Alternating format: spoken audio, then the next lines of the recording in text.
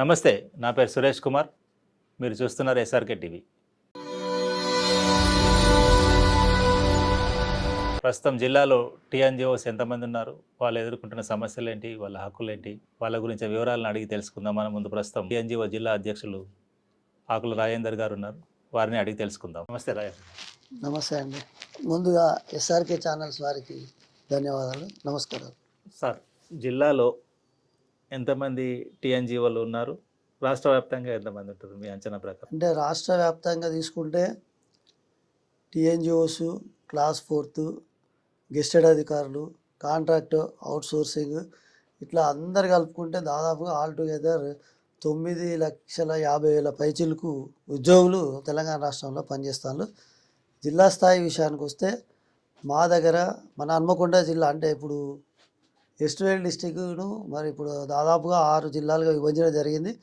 ఇప్పుడు హన్మకొండ జిల్లా విషయానికి వస్తే దాదాపు అన్ని కేటగిరీల ఉద్యోగులు కలుపుకుంటే 10 నుండి 12,000, 15,000 వరకు ఉద్యోగులు మన హన్మకొండ జిల్లాలో పనిచేస్తున్నారు. అంటే పెన్షనర్స్తో కలుపుకుంటే టీచర్స్, పెన్షనర్స్, క్లాస్ 4 గెస్టెడ్ అధికారులు, కాంట్రాక్ట్ అవుట్సోర్సింగ్ ఎంప్లాయీస్.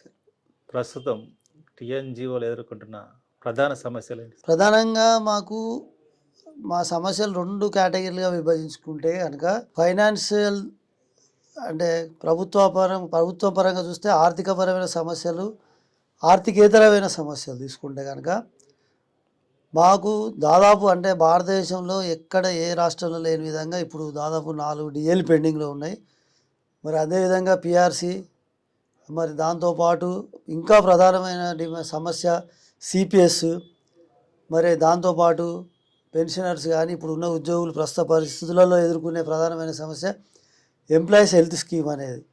ఇంకా చూసుకుంటూ పోతే పెండింగ్ బిల్స్ అనేటివి, అంటే మా ఉద్యోగస్తులు మేము దాచుకున్న డబ్బులు కూడా దాదాపు ఈ కుబేర్ అనే వ్యవస్థను తీసుకొచ్చి మరి అవి కూడా మేము దాచుకున్న పైసలు మాకు రావడానికి కూడా దాదాపు సంవత్సర కాలం వెయిట్ చేయాల్సిన పరిస్థితి ఉన్నది. ఇకపోతే ఇంకా 44 సమస్యలు మాకు ఆర్థికేతర సమస్యలు కూడా ఉన్నాయి.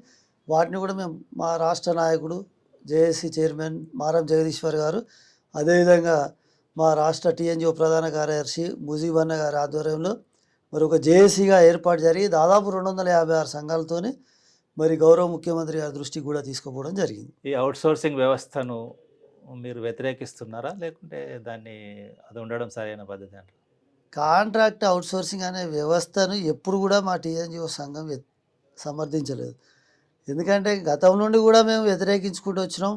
మరి అప్పుడున్న గౌరవ ముఖ్యమంత్రి కేసీఆర్ గారు కూడా ఒక మీటింగ్లో చెప్పడం జరిగింది, టీఆర్ఎస్ ప్రభుత్వం వచ్చిన వెంటనే అసలు ఈ కాంట్రాక్ట్ అవుట్సోర్సింగ్ వ్యవస్థనే తీసేస్తామని కూడా గౌరవ ముఖ్యమంత్రి గారు చెప్పిళ్ళు. ఎందుకంటే ఈ వ్యవస్థను, అంటే కాంట్రాక్ట్ అవుట్సోర్సింగ్ ఏందా, ఇది ముఖ్యమంత్రిని కూడా కాంట్రాక్ట్ అవుట్సోర్సింగ్ తెస్తారా, అసలు మన గవర్నమెంట్ వస్తే దీన్ని మొత్తానికే తీసేస్తామని కూడా చెప్పడం జరిగింది. దానికి మేము పూర్తిగా ఏకీభవిస్తాను. తప్పకుండా ఈ కాంట్రాక్ట్ అవుట్సోర్సింగ్ వ్యవస్థ అనేది మొత్తానికే నిర్మూలించాలి. ఎందుకంటే ఎవరైతే కాంట్రాక్ట్ ఎంప్లాయీ పనిచేస్తున్నాడో రెగ్యులర్ పోస్ట్కి ఎగనెస్ట్గా సేమ్ క్వాలిఫికేషన్తో, సేమ్ ఎలిజిబిలిటీతో వాళ్ళు కాంట్రాక్ట్ కింద పనిచేయడం జరుగుతుంది. సమాన పనికి సమాన వేతనం లభించడం లేదు. సో కానీ ప్రభుత్వము తప్పించుకునే ఈ బర్డెన్ భరించలేకనే ఈ వ్యవస్థను తీసుకొచ్చింది అనేది ఒకటి. రెగ్యులర్ అయ్యేది ఉంటే మళ్ళీ వాళ్ళకు సాలరీస్, డిమాండ్స్ ఇవన్నీ ఉంటాయి కదా. తప్పకుండా ఇప్పుడు ఉద్యోగస్తులు అనేది వ్యక్తి ఇప్పుడు మనం చూసుకుంటే వేరే అన్ని కేటగిరీలో ఏదైనా వాళ్ళు వ్యవస్థ నడుపుకోవచ్చు. ఒక ప్రభుత్వ ఉద్యోగికి ఒక ఉద్యోగం, ఇల్లు తప్ప వేరే వ్యాపకాలు అనేవి ఉండదు. అంటే ఏ ఉద్యోగం తీసుకున్నా కూడా దాదాపు 30 సంవత్సరాల సర్వీస్ ప్రభుత్వానికి చేయడం జరుగుతుంది. అంటే ఉద్యోగస్తులకు ఏదైతే వెచ్చించే వేతనాలు ఉన్నాయో వాటిని ఆర్థికపరమైన భారం తీసుకుంటే కనుక మా టీఎన్జిఓ సంఘం తప్పకుండా వ్యతిరేకిస్తుంది. ఎందుకంటే ప్రభుత్వంలో మనం చూస్తున్నాం, ప్రభుత్వం ఎన్నో రకాలుగా ఉచిత ప్రవేశ పథకాలు ప్రవేశపెడతారు. అన్ని రకాల వర్గాల ప్రజలకు ఏదో ఒక రూపంగా ప్రభుత్వం ఉచిత పథకం అనేది ఇస్తుంది. అట్లాంటిది మరి మేము ఉద్యోగులుగా ప్రభుత్వాలు ఏ పథకాలు తెచ్చినా కూడా ప్రతి ఇంటింటికి చేరవేసే దిశగా మా ఉద్యోగులు పనిచేస్తారు. మరి వాళ్ళకు వేతనాలు ఇచ్చే విషయంలో ఆర్థిక భారం అంటే కనుక మా టీఎన్జిఓ సంఘం తీవ్రంగా వ్యతిరేకిస్తుంది. పోనీ వాళ్ళకైనా ఉద్యోగ భద్రత ఉందా ఇప్పుడు ప్రస్తుతం? ఉద్యోగ భద్రత అనేది లేదు. అదే చెప్పాను. ఇప్పుడు సమాన పనికి సమానం ఏదో ఒక రెగ్యులర్ ఉద్యోగి ఏదైతే పనిచేస్తాడో ఒక ప్రతి కాంట్రాక్ట్ ఎంప్లాయీ కూడా అదే పని దాంట్లో సగం శాలరీ అంటే ఎలాంటి మానిటరీ బెనిఫిట్స్ తీసుకోకుండా పనిచేయడం జరుగుతుంది. సో మేము అంటే ఇప్పుడు దాదాపు మరి కొంతమందిని రెగ్యులరైజ్ చేయడం కూడా జరిగింది. మరి దాని మీద కూడా కోర్టు ఉత్తర్వులు కూడా రావడం జరిగింది. దాని తర్వాత ఏదైతే రెగ్యులరైజ్ ప్రాసెస్ను ఆపి అప్పటి వరకు రెగ్యులరైజ్లను జరిగిన వాళ్ళని వదిలిపెట్టి తర్వాత జరగబోయే కార్యక్రమాన్ని కూడా హైకోర్టు నుండి ఉత్తర్వులు రావడం వల్ల మరి ఆ ప్రక్రియ కూడా నిలిపివేయడం జరిగింది. తప్పకుండా ప్రభుత్వం దాని మీద ప్రత్యేకమైన దృష్టి తీసుకొని మరి ఏదైతే కోర్టు ఉత్తర్వులనే దాన్ని వెకేట్ చేయించి ఏదైతే కాంట్రాక్ట్ అవుట్సోర్సింగ్ ఎంప్లాయీస్ ఉన్నారో వాళ్ళని రెగ్యులరైజ్ చేసే దిశగా అంటే ప్రభుత్వం వాళ్ళని ఏ ప్రాతిపదిక మీద తీసుకుంటారు, ఎట్లా రెగ్యులరైజ్ చేస్తారు? ప్రాతిపదిక తీసుకుంటే ఇప్పుడు ఉదాహరణకు ఒక జూనియర్ అసిస్టెంట్ కనుక తీసుకుంటే ఇప్పుడున్న జియో ప్రకారం డిగ్రీ అనేది మ్యాండేట్. ఇప్పుడు అదే డిగ్రీ క్వాలిఫికేషన్ అంతకంటే హైయెస్ట్ క్వాలిఫికేషన్ అతను కూడా రిక్రూట్మెంట్ ప్రొసీజర్ కూడా సేమ్ ఏదైతే డైరెక్ట్ ఏజెన్సీలో ఇష్టం వచ్చిన వారిని తీసుకోవచ్చు. అంటే దీంట్లో రెండు రకాలున్నాయి. కాంట్రాక్ట్ అనే పద్ధతి వేరు, అవుట్ సోర్సింగ్ అనేది థర్డ్ పార్టీ. కాంట్రాక్ట్ అనే వాళ్ళకు వాళ్ళు గవర్నమెంటే మామూలు రెగ్యులర్ ఎంప్లాయీకి ఏదైతే ప్రొసీజర్ ఉంటుందో రిక్రూట్మెంట్ అదే ప్రొసీజర్ ప్రకారమే వాళ్ళని సెలెక్షన్ ఉంటుంది, కానీ శాలరీ మాత్రం వాళ్ళు కాంట్రాక్ట్ కింద తీసుకుంటారు. అవుట్ సోర్సింగ్ విషయానికి వస్తే థర్డ్ పార్టీ ఒక ఏజెన్సీకి ఇచ్చేయడం, మాకు మ్యాన్ పవర్ ఇవ్వాలి అని చెప్పి వాళ్ళకి మనం ఇంత ఫిక్స్డ్ అమౌంట్ ఇచ్చి మాకు ఇంతమందిని మీరు మ్యాన్ పవర్ సప్లై చేయాలని చెప్పి ఇవ్వడం అది కంప్లీట్ థర్డ్ పార్టీ కింద వస్తుంది. అది కాంట్రాక్ట్ వ్యవస్థ కంటే మరీ అధ్వానమైన కానీ మరి అది శ్రమ దోపిడీ కూడా జరుగుతుంది తప్పకుండా. దాన్ని అందుకే కదా మా టీఎన్జిఓ సంఘం మొదటి నుండి కూడా వ్యతిరేకిస్తాను.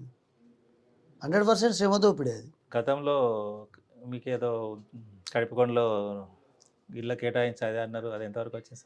కడిపకొండలో మాకు 2005లో అప్పటి ముఖ్యమంత్రి వైఎస్ రాజశేఖర రెడ్డి గారు ప్రభుత్వ ఉద్యోగులకు ఇళ్ల స్థలాలు కావాలని చెప్పి మేము గౌరవ ముఖ్యమంత్రి అప్పుడున్న ముఖ్యమంత్రి రాజశేఖర రెడ్డి గారికి మేము రిప్రజెంటేషన్ ఇవ్వడం జరిగింది. దాని మీద మాకు 2007లో కడిపకొండలో 32 ఎకరాలు 366 సర్వే నెంబర్ల అప్పుడున్న ముఖ్యమంత్రి గారు మాకు ఆ ల్యాండ్ అలోకేట్ చేయడం జరిగింది. దాని తర్వాత అది అసైన్మెంట్ ల్యాండ్, అది కొంతమంది అసైనీస్ దాని మీద ఇది మాకు సంబంధించిన ల్యాండ్, ఇది చట్ట వ్యతిరేకంగా మాకు టీఎన్జిఓస్కి ఇచ్చిందని చెప్పి వాళ్ళు కోర్టుకు వెళ్ళడం జరిగింది. దాని మీద ఇప్పటివరకు ఎలాంటి ఉత్తర్వులు కూడా వెలువడలేదు. అది ఎప్పుడు కూడా మేము టీఎన్జిఓస్ పరంగా ఎవరి ల్యాండ్ కూడా గుంజుకోలేదు. అది ప్రభుత్వమైన ల్యాండ్. అది 1998లో గవర్నమెంట్ రెజ్యూమ్ చేసుకున్న దానికంటే ముందు అసైన్ ల్యాండ్. 1998లో గవర్నమెంట్ రెజ్యూమ్ చేసుకున్నది, మాకు ఇచ్చింది 2007లో. దాని మీద కోర్టుకు వాళ్ళు అప్పీల్ పోవడం వల్ల హైకోర్టులో అది ఉత్తర్వులు పెండింగ్ ఉన్నాయి కనుక దాన్ని ఇప్పటివరకు కూడా మేము పెండింగ్లో ఉన్నాయి. దాని మీద మేము అనేక పోరాటాలు చేస్తున్నాం. మరి ప్రభుత్వ పరంగా ఎలాంటి ప్రభుత్వ పరంగా అంటే మాకు అప్పుడున్న కలెక్టర్ వాకాటి కరుణ గారు మాకు దాని మీద రిజర్వ్ చేసుకుంటూ మాకు డెవలప్మెంట్ చేసుకోమని చెప్పి మాకు ప్రొసీడింగ్స్ కూడా ఇవ్వడం జరిగింది. దాని మీద మేము డెవలప్మెంట్ ఛార్జెస్ కూడా కట్టినాం, అన్ని డెవలప్మెంట్స్ కూడా చేసుకున్నాం. ఏదైతే మేము దాంట్లో మనం ఏదో నిర్మాణ కార్యక్రమాలు చేపట్టడం పోయినప్పుడు అక్కడ ఉన్న కొంతమంది అసైనీస్ దానికి సంబంధించిన వాళ్ళు మా మీద దాడులకు కూడా పూనుకోవడం జరుగుతుంది. దాన్ని మేము చాలా సందర్భాల గౌరవ అప్పుడున్న సిపి గారు రంగనాథ్ సార్ దృష్టికి కూడా తీసుకుపోయినాం, కలెక్టర్ గారి దృష్టికి తీసుకుపోయినాం, ఇప్పుడున్న ప్రభుత్వ పెద్దల దృష్టికి కూడా దాన్ని తీసుకుపోతున్నాం. ఆ ల్యాండ్ మాకు వచ్చే వరకు కూడా మేము తప్పకుండా మా పోరాటాన్ని మాత్రం ఆపేది లేదు. ఎందుకంటే అది మాకు చట్టబద్ధంగా మేము ఎవరు ల్యాండ్ గుంజుకునే కాదు, దాని మీద మాకు లేనిపోయిన అభాండాలు వేసి మమ్మల్ని మా సంఘానికి కూడా చెడు మార్గాలు అంటించే ప్రయత్నాలు కూడా కొన్ని ఆర్గనైజేషన్స్ కొన్ని రౌడీ ఎలిమెంట్స్ అవి చేసే ప్రయత్నం కూడా చేస్తున్నారు. మేము తప్పకుండా దాన్ని తిప్పి కొడతాం. మా యొక్క సొసైటీ సభ్యులు ప్రతి ఒక్కరికి కూడా దాంట్లో ఇళ్ల స్థలాలు ఇప్పించే బాధ్యత టీఎన్జిఓ సంఘం తీసుకుంటుంది తప్పకుండా. ప్రభుత్వ విద్యా సంస్థల్లో కళాశాలలు కావచ్చు, పాఠశాలలు కావచ్చు, ఈ నాన్ టీచింగ్ పోస్టులు రాను తగ్గిపోతున్నాయి.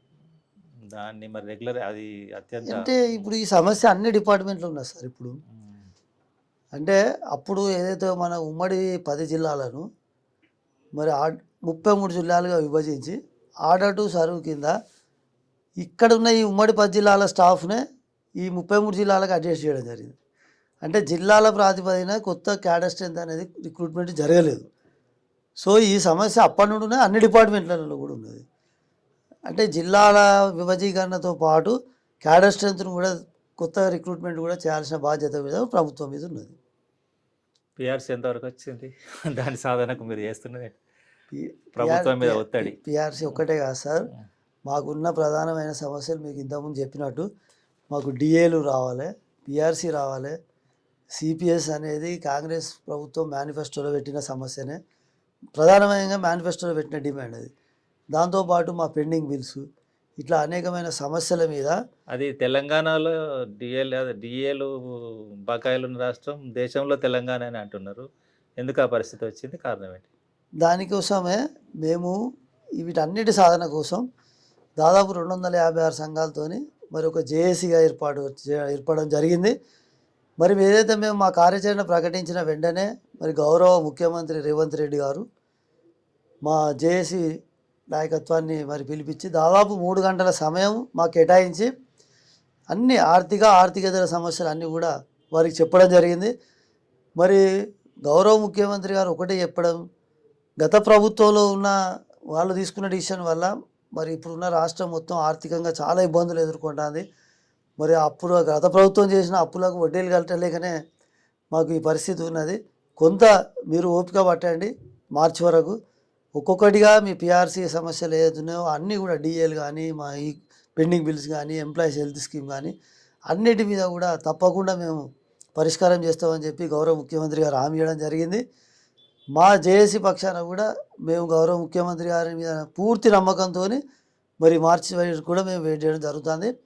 మార్చి తర్వాత తప్పకుండా మళ్ళొకసారి మా రాష్ట్ర నాయకత్వం, మా జేఏసీ ఆధ్వర్యంలో గౌరవ ముఖ్యమంత్రి గారితో మళ్ళొకసారి చర్చించడం జరుగుతుంది. దాని తదుపరి మా కార్యాచరణ మా రాష్ట్ర నాయకత్వం ఏదైతే పిలిపిస్తుందో అప్పుడు అన్ని జిల్లాలలో కూడా దాన్ని ముందు తీసుకోవడం జరుగుతుంది. పాత పెన్షన్ మీ డిమాండ్ కాంగ్రెస్ కూడా ఎన్నికల హామీ ఇచ్చినట్టుంది. అవును. అది మీరు దానిపైన ఒత్తిడి తీసుకొస్తున్నారా? అది ఎంతవరకు? తప్పకుండా ఇప్పుడు ఏదైతే 2004 తర్వాత అపాయింట్ అయిన వాళ్ళకు మరి అప్పుడున్న కేంద్ర ప్రభుత్వం ఈ సిపిఎస్ విధానాన్ని అనేది తీసుకొచ్చింది.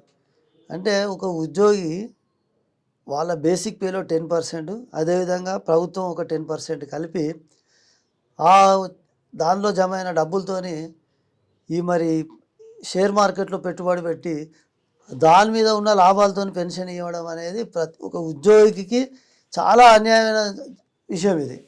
దీన్ని టీఎన్జిఓ సంఘం ఎప్పటి నుండి కూడా వ్యతిరేకిస్తున్నది.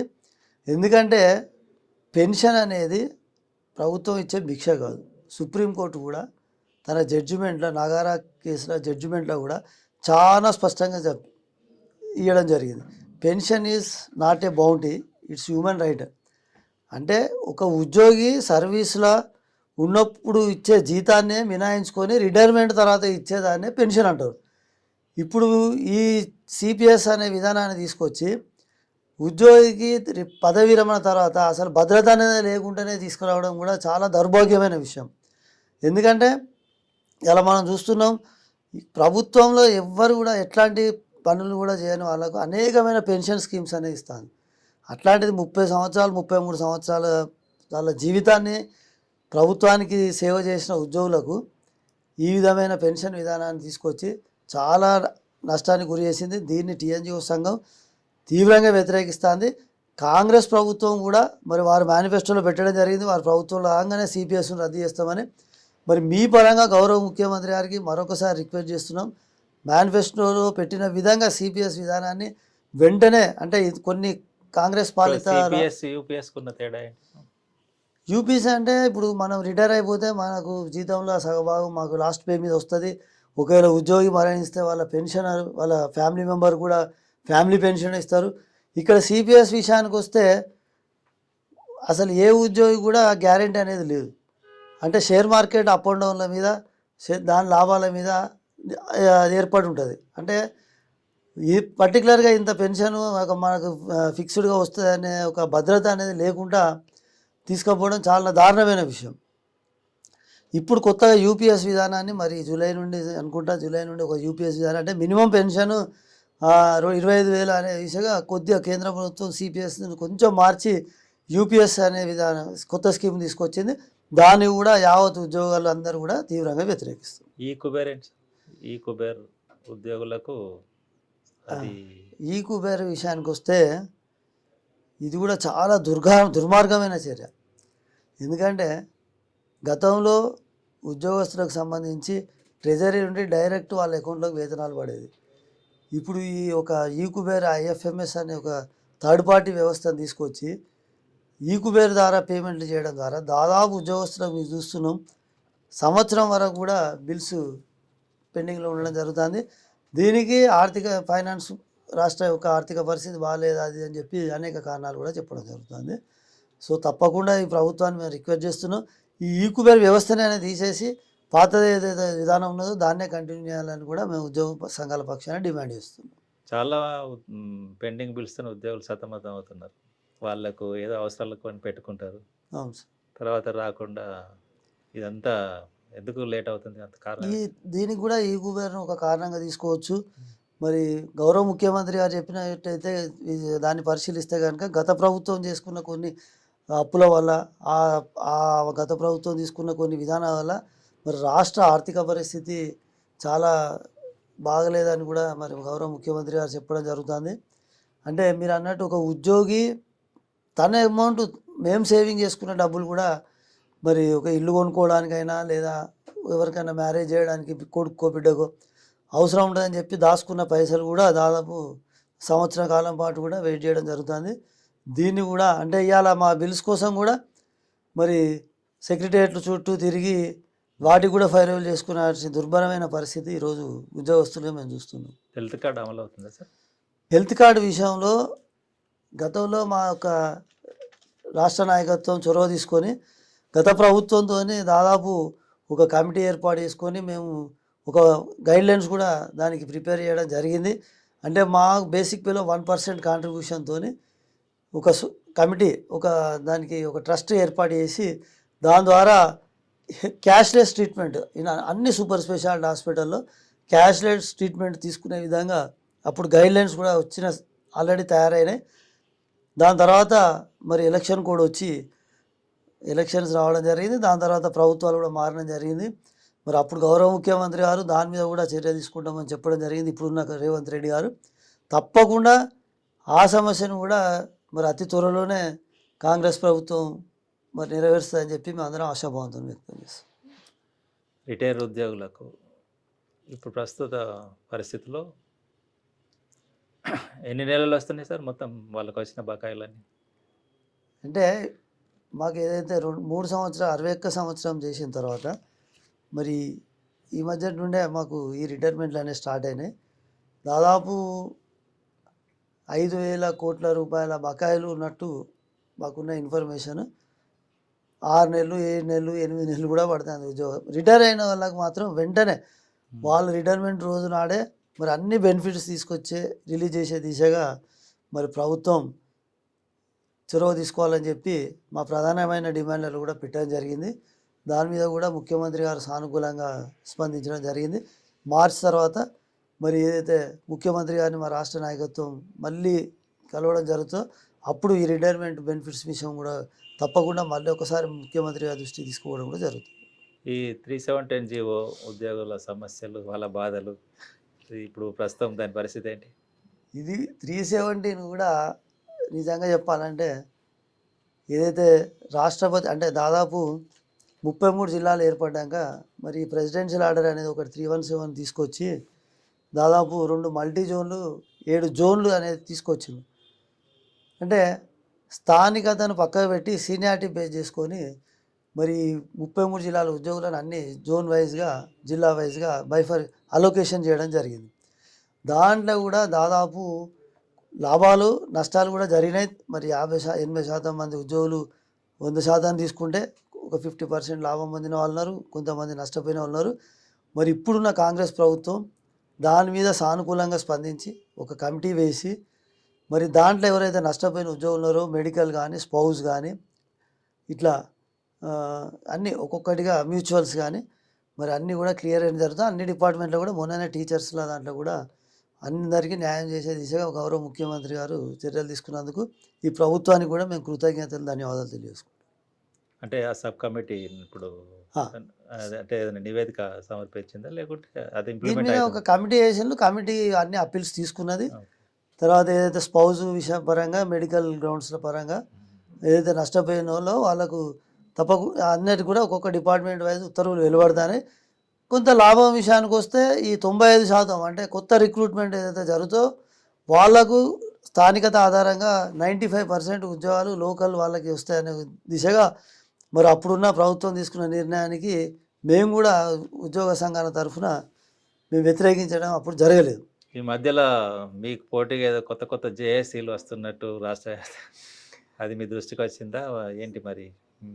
అట్లా తప్పకుండా సార్. ఇప్పుడు టీఎన్జిఓ సంఘం అనేది పుట్టగొడుగు లెక్క దాన్ని ఏమంటారు సీజనల్ సంఘాలు కావు మావి.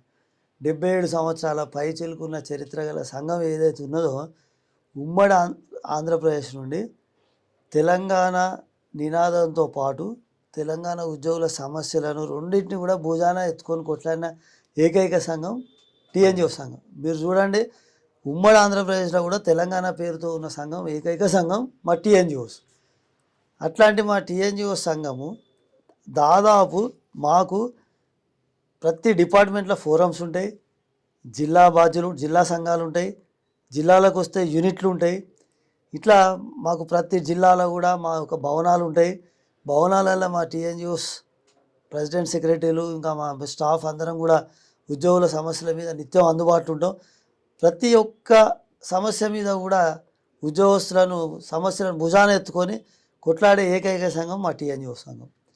అట్లాంటిది మా టీఎన్జిఓ సంఘం ఆధ్వర్యంలో మా రాష్ట్ర అధ్యక్షుడు మారం జగదీశ్వర్ గారి ఆధ్వర్యంలో 256 సంఘాలతో మేము ఒక జేఏసీగా ఏర్పడితే 10 మంది 5 మందితోని 20 మందితోని ఎట్లాంటి కార్యకలాపాలు ఏవి లేకుండా సీజనల్ పేరు చెప్పుకొని పుట్టగొడుగులాగా ఇట్లాంటి సంఘాలు వస్తూ పోతుంటాయి. అసలు వాటిని మేము లెక్కలకు కాదు కదా పరిగణలకు కూడా తీసుకోం. వాళ్ళకు అసలు చెప్పుకోవడానికి కూడా ఎట్లాంటి అర్హత లేదు. ఏ బేస్లో వాళ్ళు జేఏసీ ఏర్పడ్డారో మరి వాళ్ళ విజ్ఞతగా వదిలేస్తాను. ఉద్యోగస్తులకు కూడా మేము మీ ద్వారా ఒకటే విజ్ఞప్తి చేస్తున్నాం, ఇట్లా టైం బీయింగ్ వచ్చే సంఘాలను ఎవ్వరు కూడా నమ్మకండి.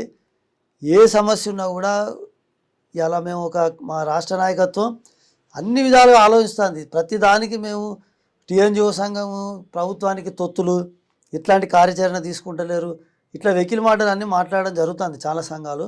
వాళ్ళకు ఉద్యోగస్తులకు కూడా మేము ఒకటే చెప్తున్నాం, ఇవాళ ఏ ఉద్యోగి అంటే ఒక కార్యాచరణ ప్రకటించి ఉద్యోగస్తులు ఎక్కడ వీధి పాలవుతారు అని చెప్పి ప్రభుత్వానికి కూడా మనం కొంచెం వెసులుబాటు కల్పించి ప్రభుత్వంతో కలిసిమెలిసి లాయల్గా పనిచేసుకొని మన సమస్యలు కొట్లాడే దిశగా మా రాష్ట్ర నాయకత్వం ఆలోచిస్తుంది తప్ప ఇట్లాంటి చిల్లర మల్లర మాట్లాడే వాళ్ళకు ఇట్లాంటి పుట్టగొడుగులా వచ్చే సంఘాలను కూడా ఉద్యోగస్తులు నమ్మరు. ఎక్కడ కూడా ఏ జిల్లాలో కూడా వాళ్ళకు ఒక జిల్లా బాడీ కానీ తాలూకా యూనిట్ కానీ ఫోరమ్స్ కానీ ఎవ్వి లేవు. దాన్ని అసలు ఒక జేఏసీగా మేము పరిగణలోకి అయితే తీసుకుంటలేము. ప్రభుత్వ ఉద్యోగులు అంటేనే సమయ పాలన పాటించరనేది ఒక విమర్శ ఉంది. వాళ్ళకు ధీమా, మేము పని చేసినా పని చేయకపోయినా మాకు జీతం వస్తుందని. చాలా కార్యాలయాల్లో కొంచెం ఆలస్యంగా పోవడం ఇట్లాంటివి మనం చూస్తూ ఉంటాం.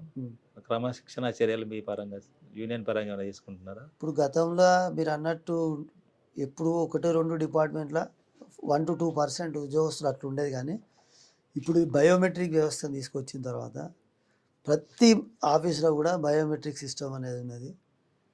ఏ ఉద్యోగి ఏ టైంకి వస్తున్నాడో ఏ టైంకి వస్తున్నాడో ప్రతిదీ కూడా రికార్డ్ ఎవిడెన్స్. తర్వాత ఈ అపవాదం ఒకటి, మరి చాలా సందర్భాల్లో చూస్తాం మనం, ఏదో ఒక 5 నిమిషాలు లేట్ అయితే 10:30కు కెమెరా పట్టుకొచ్చి సీట్లు ఖాళీ కుర్చీలు ఖాళీ అని చెప్పి రావడం కూడా మేము చూస్తున్నాం. మరి మేము వాళ్ళకి ఒకటే విజ్ఞప్తి చేస్తున్నాం, 5 తర్వాత కూడా కెమెరా పట్టుకొని వస్తే మా ఉద్యోగస్తులు ఏ టైం వరకు రాత్రి 7, 8, 9 గంటల వరకు పనిచేస్తున్నారో మనం ఐడిఓసికి ఇప్పుడు ఉదాహరణకు మనం ఇక్కడికి పోదాం, 7, 8 గంటలకు కూడా దాదాపు 70% ఉద్యోగస్తులు మాకు పని చేసుకుంటూ మీకు అవపడతారు. దానికి మాకు ప్రభుత్వం ఏమి ఎక్స్ట్రా ఇయ్యదు కదా. సో క్రమశిక్షణ డిసిప్లిన్కు మారు పేరు మా తెలంగాణ ఉద్యోగులు. టీఎన్జిఓలు ఏ ప్రభుత్వంలో కంఫర్టబుల్గా ఉన్నారు? టీఆర్ఎస్లనా కాంగ్రెస్లనా? మీరు మంచి ప్రశ్న అడిగారు. ఇప్పుడు మీకు ఒక క్లారిటీ ఇవ్వదలుచుకున్నాం. మీకు ఇంతకుముందు చెప్పినట్టు 77 సంవత్సరాల చరిత్ర గల ఏకైక సంఘం మా టీఎన్జిఓస్. ఎప్పుడు కూడా టీఎన్జిఓ సంఘం ఏ ప్రభుత్వానికి మేము తొత్తులుగా పనిచేయలేం. ప్రభుత్వం ఏ గవర్నమెంట్లో ఏ ప్రభుత్వం ఉన్నా కూడా వాళ్లకు లాయల్గా పనిచేయడం, ప్రభుత్వం ప్రవేశపెట్టిన పథకాలను ప్రజల్లోకి తీసుకుపోయే వారధులుగానే మేము పనిచేస్తాం తప్ప మేము ఏ పార్టీకి కానీ మీ మీద ఒక విమర్శ ఉన్నది. టీఎన్జిఓలు కండువా కప్పుకొని బీఆర్ఎస్ కార్యకర్తలు అనేది ఒకటి. దాన్ని కూడా మేము తీవ్రంగా వ్యతిరేకిస్తున్నాం. మీరు చెప్పండి, ఇప్పుడు మేము ఇవాళ కాంగ్రెస్ ప్రభుత్వంలో పనిచేస్తాను. కాంగ్రెస్ ప్రభుత్వంలో పనిచేసుకుంటా టీఆర్ఎస్ వాళ్ళకు సపోర్ట్ చేస్తే ఎవడైనా నూకుంటారా? ఇలా ఇక ఎమ్మెల్యేని తీసుకుందాం. కాంగ్రెస్ ఎమ్మెల్యే కేసీఆర్ సపోర్ట్గా మాట్లాడతారా? మాట్లాడగా. అట్లనే ఏ ప్రభుత్వం ఉంటే వాళ్ళకి లాయల్గా పనిచేస్తాం. మాది 77 సంవత్సరాల చరిత్ర గల సంఘం. టీఆర్ఎస్ ప్రభుత్వం ఎన్ని సంవత్సరాలు పాలించింది? 10 సంవత్సరాలు. మరి గతం నుండి తీసుకుంటే మేము ఏ ప్రభుత్వానికి తొత్తులుగా పనిచేసినట్టు? సో దాన్ని మేము తీవ్రంగా వ్యతిరేకిస్తున్నాం. ఇవాళ కాంగ్రెస్ గవర్నమెంట్ కూడా మేము స్వాగతించినాం. ప్రజాపాలన ప్రజాప్రభుత్వం అని చెప్పినాం. దానికి కూడా మేము పూర్తి మద్దతు తెలిపినాం. ఇవాళ వారికి కూడా మేము కలిసి పనిచేస్తాను. కాంగ్రెస్ ప్రభుత్వం కూడా ఈ పథకాలు తీసుకొచ్చినా కూడా ప్రతి దానికి మేము ప్రజల వద్దకు తీసుకుపోయే దిశగా ప్రభుత్వానికి అనుకూలంగానే పనిచేస్తాం తప్ప వ్యతిరేకంగా పనిచేస్తే మాకు కూడా ఉద్యోగ భద్రత ఎక్కడ ఉంటుంది? చాలా థ్యాంక్స్ సార్. టీఎన్జిఓల విషయంలో ఉన్న అపోహలను, వాటి గురించి మనకు చాలా విషయాలు తెలిపారు మనకు రాజేందర్ గారు. మా స్టూడియోకి వచ్చినందుకు చాలా ధన్యవాదాలు sir. Thank you sir. Thank you very much.